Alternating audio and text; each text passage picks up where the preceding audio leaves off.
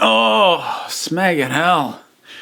So, there's new Red Dwarf out this year. And no, I haven't seen it yet. And this is not a review of that. It's been asked in a couple of the live streams, are you going to watch the new Red Dwarf? And I pointed out, well, I'm actually a couple of series behind. And then, I don't know how I missed this up to this point. I realized I've got BritBox. It's how I watch classic Doctor Who. And I can catch up on Red Dwarf, Series 11 and Series 12 on there. So I just watched Red Dwarf Series 11. And I kind of want to talk about it. So first off, I suppose, a little bit of quick history. I have enjoyed Red Dwarf since, I guess, I was in middle school.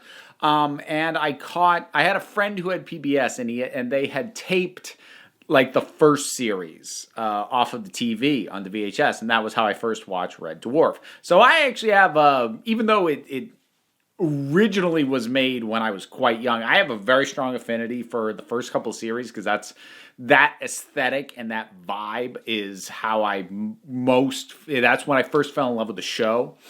I think a lot of people tend to more favor, the series 3, 4, 5 kind of look once Crichton was a regular. And I enjoy those a lot, but like nostalgically, series 1 and 2, those are the big ones for me. But this was quite nice. And I watched series 10 a couple of years ago. Maybe even 3. It has been a little while, but I remember liking it quite a bit. The episode Fathers and Sons really stood out, and the rest were fine. And this series is a little bit like that. There's one episode that I think is a real, true, proper standout, and then a bunch of others that are pretty good. I'd actually say it's a bit of a pattern in this particular series where the show is revisiting old concepts and doing them again with a little bit of a difference and a little bit of a twist. So I'm actually just going to go through the episodes and give my thoughts on them, one go at a time. Because I can, the production values on this thing are surprisingly strong, given that it is a sitcom in space, and the actors are all still nailing these parts. Danny John Jules looks amazing. It's insane. That he still looks almost exactly like he did when this thing first started. That's so crazy to me. But anyways, I'm going to go through the episodes real quick. And I have to check just to check the name. So the first up was Twentica. So that one, that has a little bit of the vibe of some of the episodes where they dealt with AR, the sort of artificial reality, or even a little bit of backwards, ending up on Earth sort of thing. So this one, they end up on Earth in the 1920s where no, it's not even the 1920s. It's a little bit later than that, but it's got a 1920s vibe, but it's actually the 1950s, and all technology is banned. And it's a light episode. It did a good job of getting me back into the vibe of these characters again. And I think the most fun thing about it is having this very 1920s speakeasy area where all the characters are, instead of drinking, because there's no prohibition on alcohol, instead they're doing science. They've got beakers and they're test tubes and chalkboards and they're doing equations. And you've got this woman in this flapper outfit. It's like, you want to talk quantum mechanics? It's great. It's just the contrast of that I really like. She was quite good. Now the second one, that's Samsara, which kind of revisits an idea from the episode Justice, again a while back, and it introduces the idea of this karma machine, where the way it's supposed to work, if you're a good person, good things happen to you. If you're a bad person, bad things happen to you. But we find out ways into it, minor spoilers, I suppose, but this is like an older series. I figure I can get away with it, that it got reversed. And so bad behavior is being rewarded. And what I like about this is how long it takes for them to drop that is what happened, and that's what has caused the situation. So we're just watching things be a little bit out of whack, being like, that's odd. That's a little weird. That kind of came out of nowhere. And then once we know this, is like, oh, that all makes sense now. So that's kind of cool. That's a neat way how that works. It's the third episode. The third episode was the true legitimate standout for me. That one was give and take. So that's one. That's an episode that gets a little bit timey-wimey, a little bit twisted in on itself, a bit like something like Ouroboros. And the show's messed around with time travel before, all the way back when they had future echoes. So like the show's been dealing with this kind of stuff forever, but it does it really well.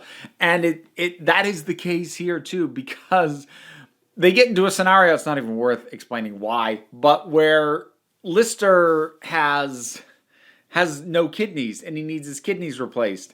And as we get to the eventual conclusion, again, a little bit like the one before, but on a bigger scale, we see how things done earlier connect and how it all folds back into itself and fits together. And it's really clever and really funny.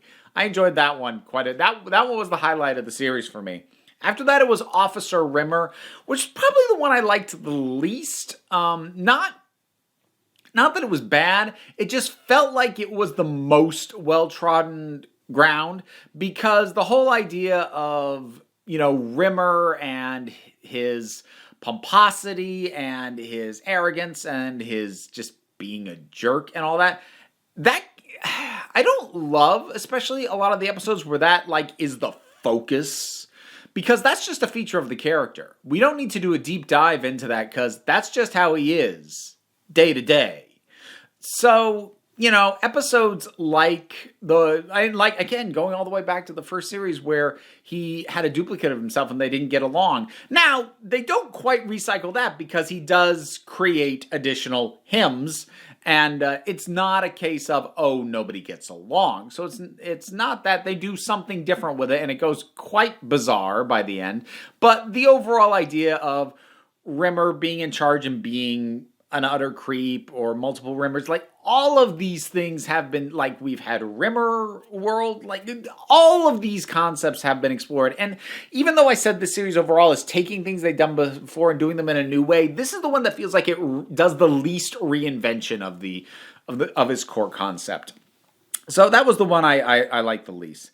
Then there was Crisis, which I didn't love the starting premise of, but by the time it was done, I'm like, okay, that's kind of cool and fun. So this one, Crichton is having a midlife crisis. And it's not vastly different, from times when he thought he was going to die, or, the various things that they've done with him. It's not a huge leap, but it's a step above the episode previous that had the focus on Rimmer, because it takes the opportunity to branch out into an overall exploration of midlife crises in general. And to tackle that as a bigger thing rather than just zeroing in on how Crichton handles it. So by branching it out and having it go a little bit bigger, it elevates it a little bit more. And especially the degree it goes to by the very end is ridiculous. But I really did enjoy it. And I also like that I don't want to say exactly what it is. I know I said who cares about spoilers, but I kind of do in this case. I don't want to say exactly what it is, but they encounter this thing, this very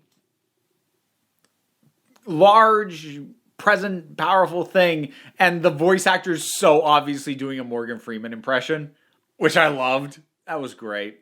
And then the series wraps up with Can of Worms, which has a focus on the cat. Because it does two things. It basically pays off an unproduced episode that was supposed to happen some time back, where the cat basically needed to find a lady cat and get busy or he was going to die. And sort of merges that with some polymorph stuff, because polymorph from series 3 is one of the most popular episodes of the entire show. So of course they tend to bring that back to some capacity or other. And yeah, this one's also kind of fun, and it goes some bizarre directions.